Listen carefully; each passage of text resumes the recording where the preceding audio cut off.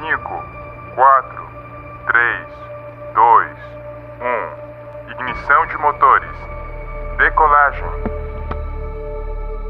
O programa aéreo está no horário. A resposta do veículo espacial é normal. O voo é tranquilo. Pouquíssimas turbulências.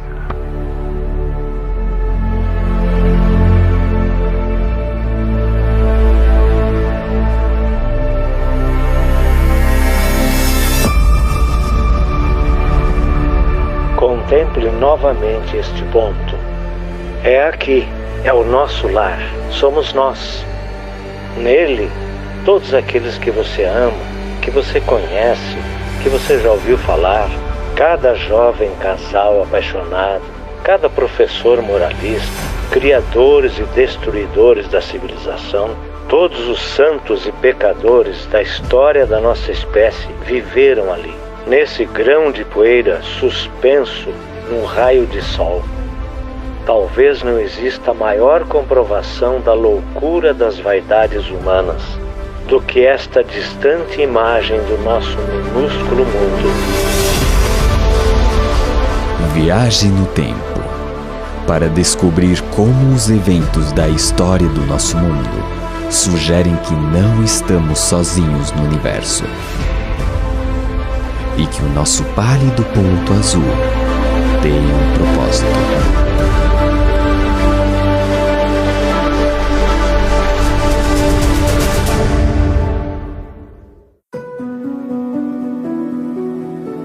Milhares de anos atrás, em uma área hoje conhecida como o berço da civilização, um rei ambicioso teve uma experiência que moldaria o mundo no futuro. Babilônia foi a maior cidade da Terra e seu legado continua vivo. Passando pela imponente Porta de Ishtar, os viajantes encontraram uma cidade repleta de vida e cheia de ouro e riquezas. Esta joia da antiguidade foi a inveja do mundo. Qualquer pessoa que visitasse a Babilônia, no auge do seu poder, ficaria absolutamente pasmado diante do espetáculo da sua arquitetura e pelo fato de que ali se reuniam na cidade pessoas de todo o mundo. Foi uma verdadeira metrópole. Babilônia se proclamou a primeira cidade do mundo, a primeira cidade que os deuses haviam criado. E essa presunção reflete o fato de que realmente era uma metrópole de ordem e escala que o mundo nunca tinha visto antes.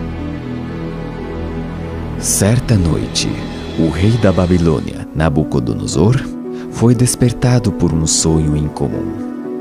Um jovem escravo hebreu, de nome Daniel, foi chamado para interpretar o sonho.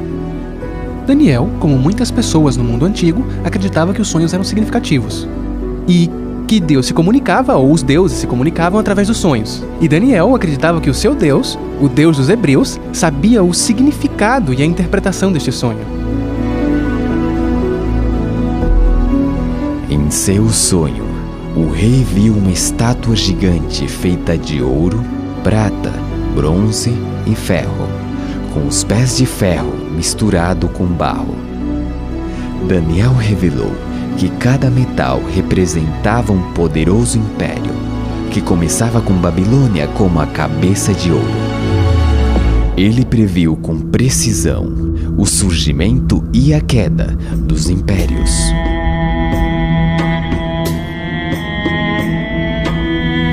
Mas que evidência há de que Daniel escreveu sobre estes eventos antes deles acontecerem? Os manuscritos do Mar Morto contêm seções do livro de Daniel e são datados do século II a.C.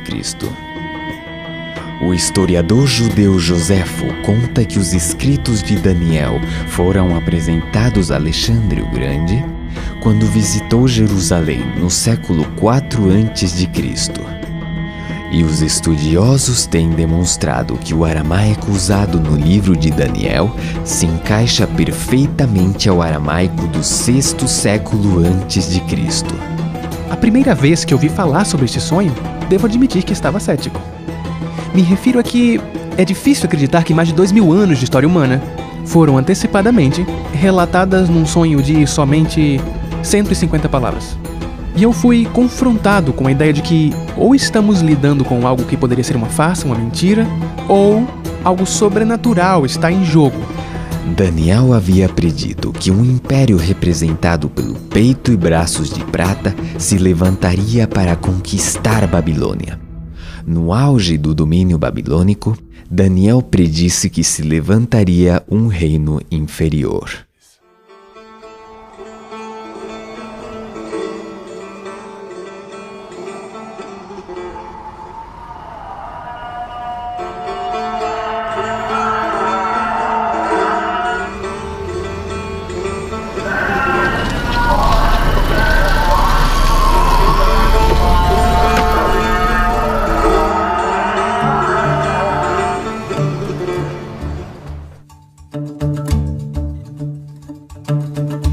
Meu nome é Atefa e vivo em Shiraz, uma das cidades mais bonitas do Irã, conhecida por seus jardins e seus poetas. No meu tempo livre, adoro tirar fotos. Como mulher muçulmana, fico admirada cada vez que venho nessa mesquita. Muçulmanos, judeus e cristãos consideram Daniel como um profeta sagrado. E mais de 2000 anos atrás, um conquistador se levantaria do leste para liderar uma luta contra o poderoso império de Babilônia.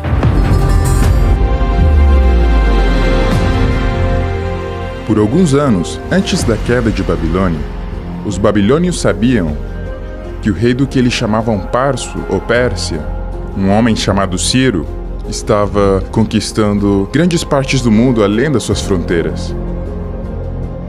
Depois de se unir com seus vizinhos, os medos, Ciro liderou os 2 exércitos em uma série de vitórias famosas, consolidando seu nome como uma estrela em ascensão.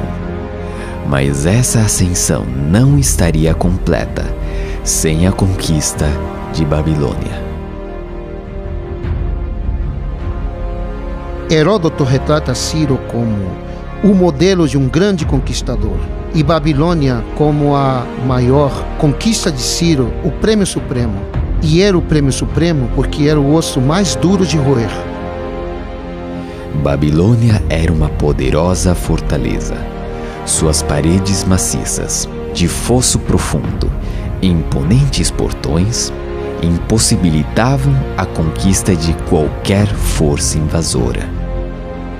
Confrontados por muralhas que não podiam ser violadas, as tropas persas identificaram o rio Eufrates como ponto de entrada.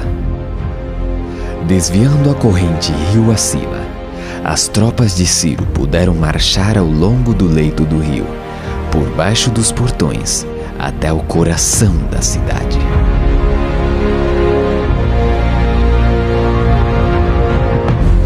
As muralhas de Babilônia pareciam inexpugnáveis a qualquer força invasora. E ainda assim, em um dos grandes mistérios da história, a cidade de Babilônia caiu em uma única noite nas mãos de Ciro.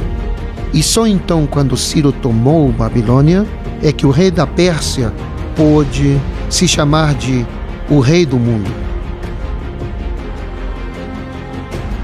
A conquista de Ciro lançou as bases para o Império Medo-Persa.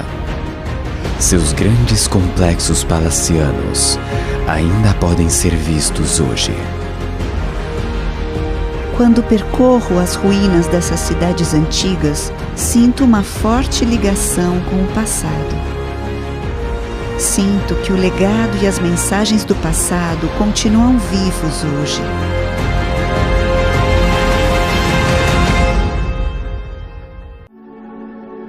Depois de conquistar o que parecia ser o mundo inteiro, Ciro morreu em batalha. Sua tumba é um testemunho permanente do seu legado. Hoje, Ciro ainda é reconhecido como um dos maiores heróis do nosso país. O império que ele criou foi construído sobre a base do respeito pelos outros e um desejo de paz permanente. Eu acho que é algo que todos nós queremos.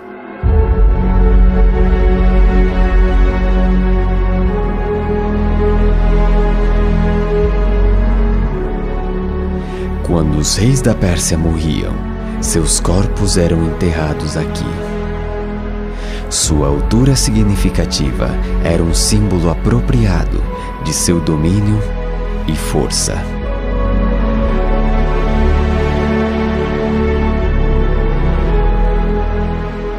Mas há uma tumba inacabada neste lugar. O último rei persa estava apenas começando o seu reinado, quando se deparou com um agente da profecia de Daniel. Um jovem e valente general das colinas da Macedônia havia posto seus olhos na Pérsia. O Império Medo-Persa havia conquistado Babilônia, tal como Daniel havia predito. Mas a seguinte predição de Daniel se refere ao surgimento de um terceiro império, um de bronze, que governaria sobre toda a terra.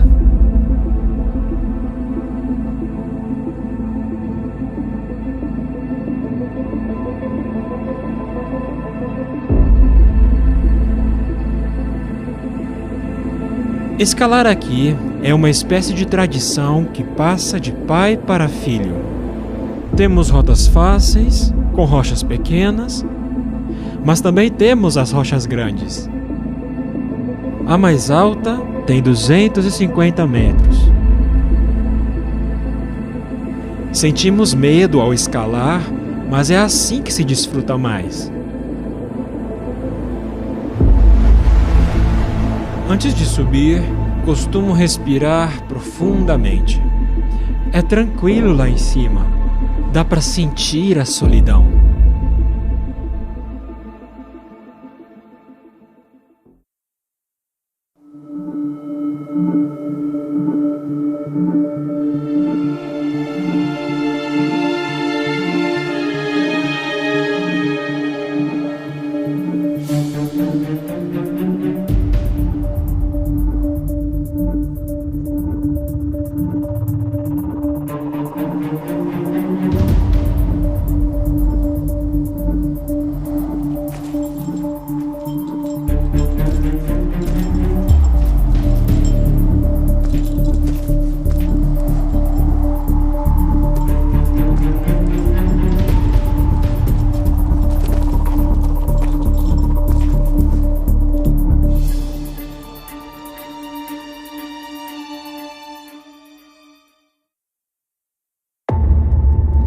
Hoje os mosteiros adornam os picos desses penhascos escarpados.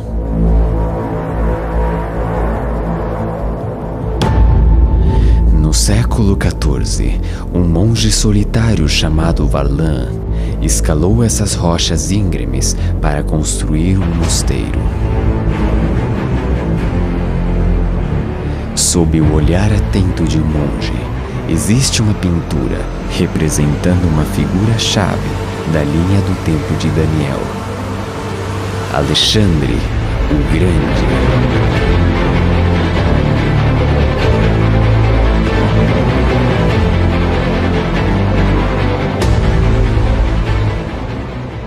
Alexandre nasceu no pequeno estado da Macedônia. Ao se tornar rei aos 20 anos, ele propôs o impensável: invadir o poderoso Império Persa. As primeiras vitórias encheram Alexandre de confiança, mas seria a planície empoeirada de Gaugamela, onde Alexandre arriscaria tudo. Ele invade a Mesopotâmia, no Iraque, consciente de que ao fazê-lo terá um império mundial em suas mãos se vencer. É isso mesmo. Esta seria absolutamente a batalha decisiva, porque quem a vencesse continuaria sendo o rei da Pérsia ou o novo rei da Pérsia. O rei persa lhe enviou uma oferta de paz, dizendo: fique com a metade ocidental e me deixe com a metade oriental, e assim ficamos em paz. E Parmênio, um de seus generais, lhe disse: se eu fosse você, aceitaria a oferta. E Alexandre respondeu: se eu fosse você, eu aceitaria. Mas não era Alexandre. Era impossível para ele aceitar condições. Ele tinha que seguir em frente e alcançar seu objetivo. Em todas as batalhas que lutou, ele ia pela vitória, direto na jugular. O clímax de todo o seu reinado se aproximava. Tudo dependia disso. Levando suas forças para o flanco direito, Alexandre forçou uma brecha na linha persa. Carruagens persas reagiram em direção à esquerda grega. Alexandre aproveitou a abertura e perseguiu o rei persa em retirada a cavalo. Embora em grande desvantagem, em solo estrangeiro, Alexandre comandou uma famosa vitória. Ele provocou a queda de um império e a ascensão de outro. O Império de Prata foi substituído pelo Império de Bronze, assim como Daniel disse que seria. Em certo sentido, Alexandre era um oponente terrível, manchado de sangue, e não deveríamos romantizá-lo. Ele matou muita gente, e a sua grandeza se levantou no meio do sangue de muitas pessoas.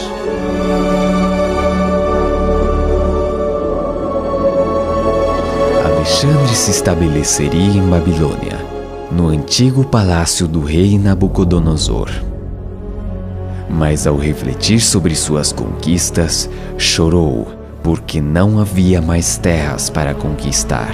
Alexandre estava literalmente fazendo história. Ele marca a transição de uma era para outra. Sem a genialidade de Alexandre e sem a revolução militar que iniciou Felipe, seu pai, é perfeitamente possível imaginar um mundo onde o Império Persa ainda existisse. Em muitos sentidos, eu diria, assim como outros já disseram antes de mim, Alexandre Magno foi a sua própria maior criação. Seu império grego havia conquistado o mundo então conhecido com assombrosa velocidade. Um homem cumpriu a profecia de Daniel. Daniel previu que um quarto império tomaria o poder global. Finalmente haverá um quarto reino, forte como o ferro. E assim como o ferro despedaça tudo, também ele destruirá e quebrará todos os outros. Localizada no coração do mar Mediterrâneo, é uma cidade que passou da escuridão a se tornar o centro de um império global. Roma, Caput Mundi, capital do mundo.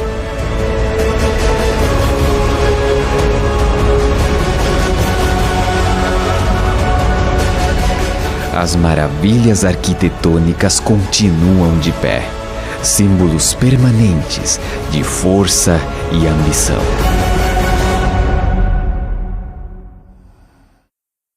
Durante mais de 20 anos, Adriano Morabito estudou os alicerces do Império Romano, profundamente escondidos abaixo do solo.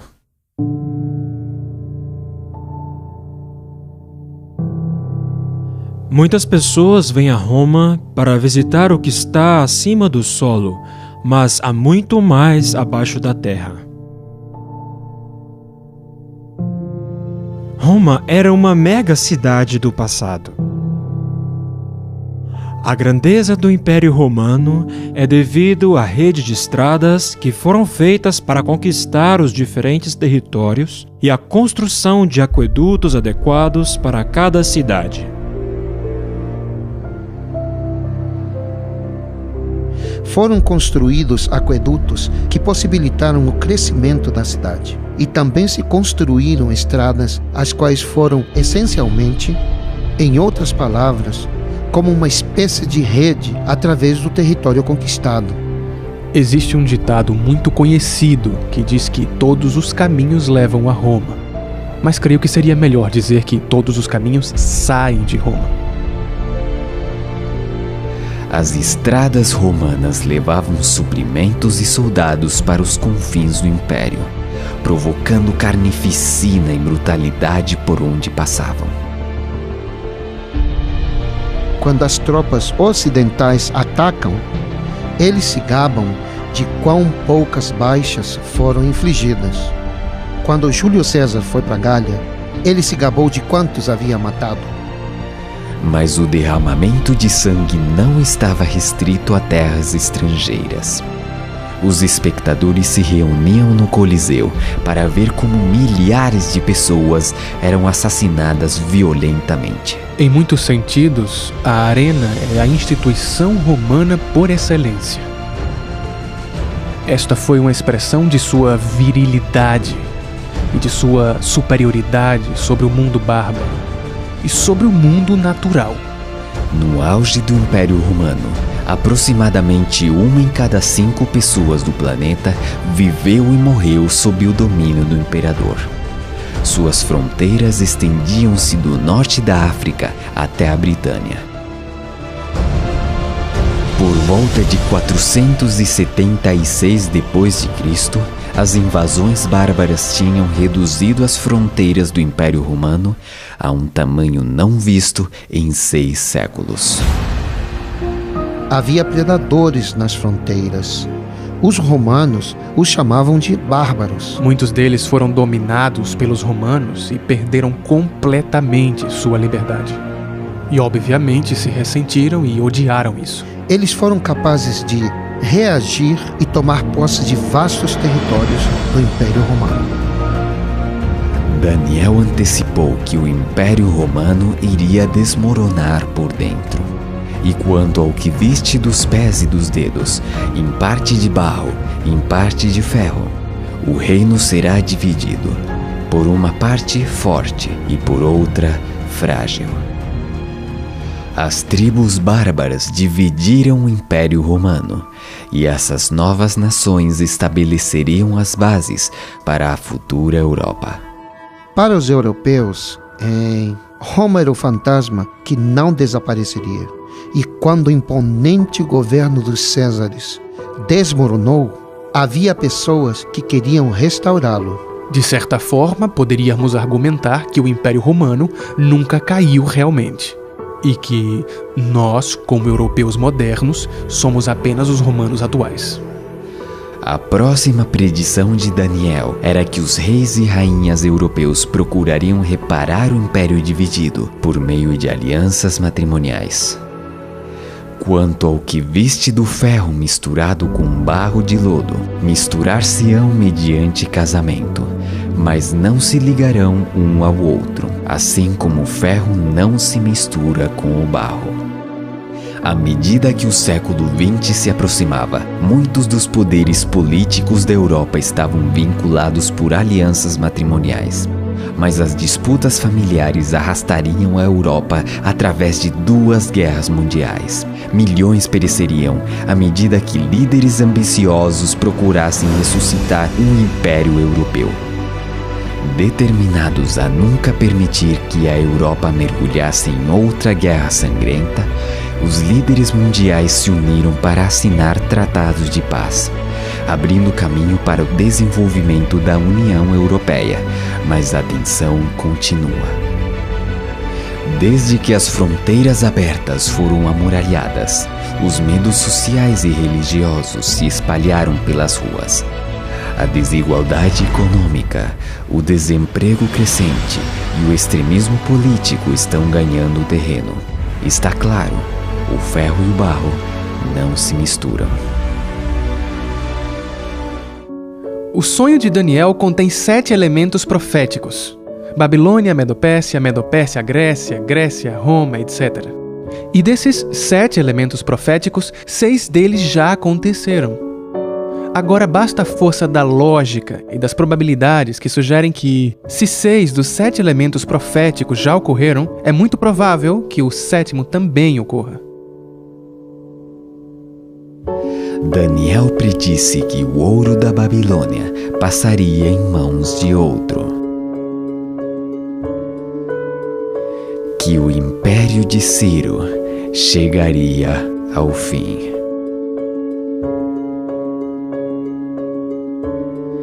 Que o egoísmo e a cobiça dos impérios do homem nunca poderiam ter sucesso.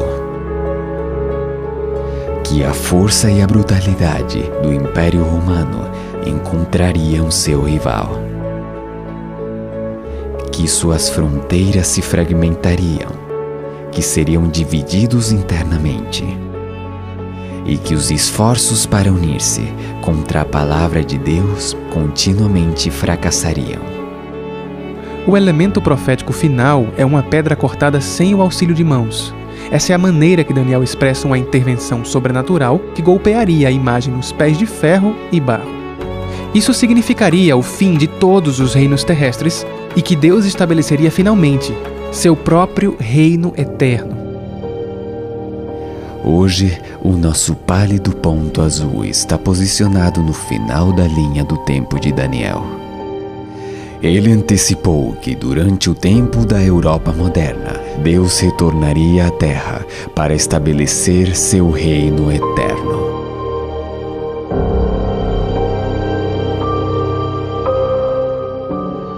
A Terra é um palco muito pequeno em uma imensa arena cósmica. Pensem nos rios de sangue derramados por todos os generais e imperadores, para que, na glória desse triunfo, pudessem ser os senhores momentâneos de uma fração desse mundo. A profecia de Daniel une as esperanças da humanidade e revela um Deus que se tornou parte do nosso mundo. As últimas palavras de Daniel para o rei foram de que o sonho era certo e sua interpretação fiel.